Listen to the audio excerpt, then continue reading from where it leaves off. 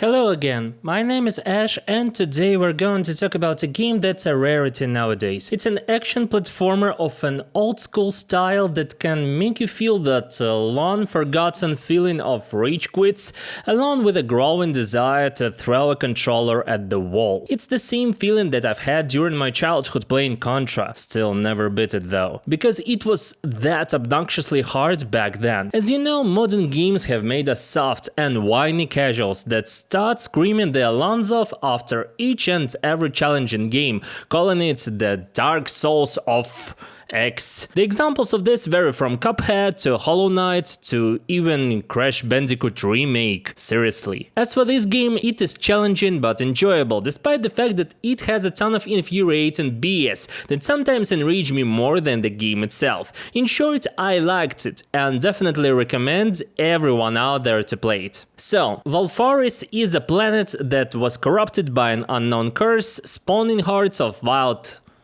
creatures. And Therion, the protagonist of the game, cleanses the curse while also trying to figure out what has happened with his homeland. As you can see, the story itself is simplistic as F, but the inclusion of dialogues makes a decent job making it interesting enough to keep on grinding through the waves of different enemies and bosses. It's pixel art game and a very unique one. The overall brightness of colors and design of enemies resemble Dead Cells, and a lot.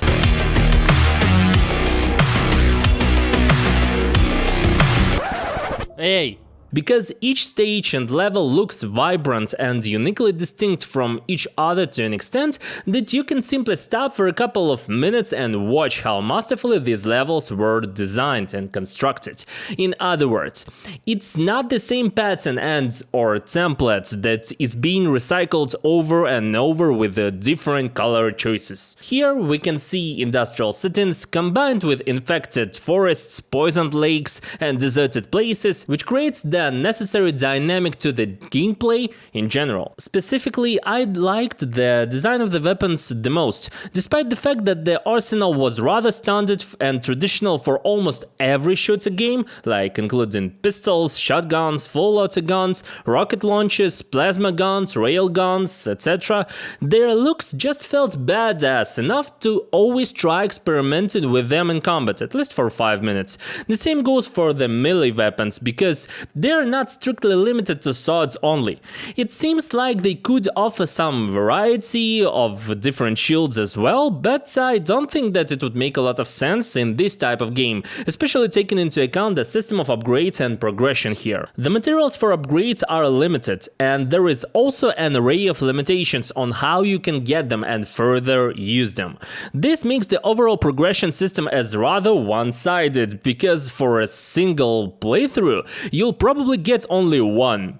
Okay, maybe two weapon upgrades to maximum level. I wish the game offered more versatility by either giving an ability to respec points or offering any sort of build creation, because in reality the game pushes you to choose one simple weapon, one melee weapon, and a couple of super weapons for your choice. That's it. As for me, I've completed the game with a full auto semi-machine gun, standard sword and a plasma rifle that Therion holds on all the title screens.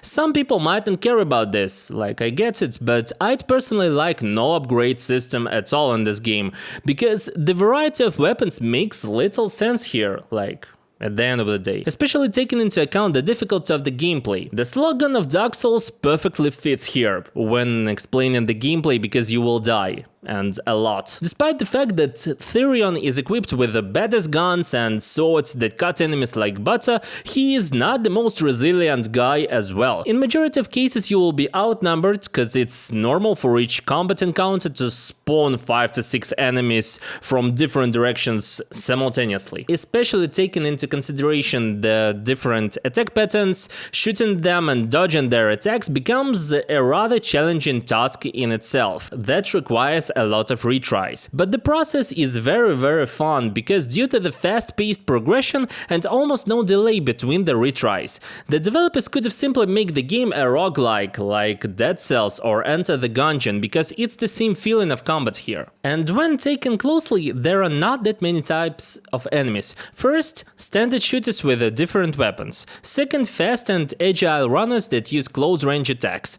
Third, shooters that lock on you before shooting.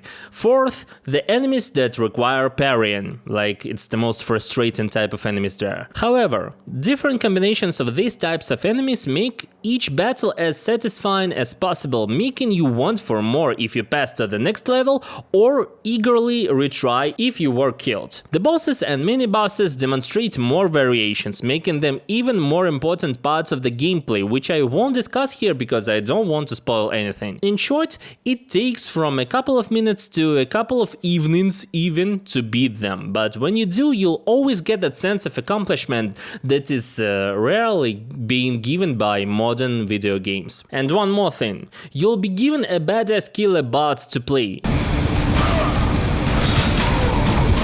If this doesn't make you download this game right now, I basically don't know what else will. Platforming here is also challenging and does not overuse the traditional patterns of platforming that you might have seen elsewhere.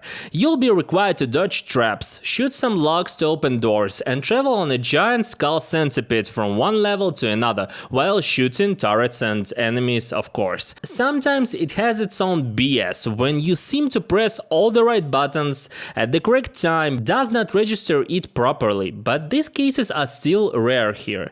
In majority of cases, the challenges of platforming can be resolved through patience and learning required patterns, but sometimes you'll just have to endure and not burst with anger. By the way, the same goes for parrying melee attacks of certain enemies and bosses. Prepare to figure out the right timing, because it's how can I say it's unique, I guess. It's the same type of uniqueness that sometimes grinds my gears, especially when there is no alternative but to parry certain attacks. In total, it's 4.5 out of 5 for me, one of the better shooter games which I've played for a while. The game clearly proves that it doesn't have to be high budget to be fun and enjoyable. I wish that AAA shooters will someday have the same level of challenge that doesn't become nonsensical and absurd, and I'm more than grateful to the indie developers for keeping on such awesome stuff. And that's it for today. Thanks for watching. If you liked this video, please give it a like, and if you're here for the first time, please consider subscribing. Leave a comment about whether you've played this game or not, whether you liked it or not, and about what should I review next in my future video. Also, check out my Twitter account, you'll find the link in the description below. And now, that's it for today, ladies and gentlemen. Thank you once again, and I'll see you in the next one. Goodbye.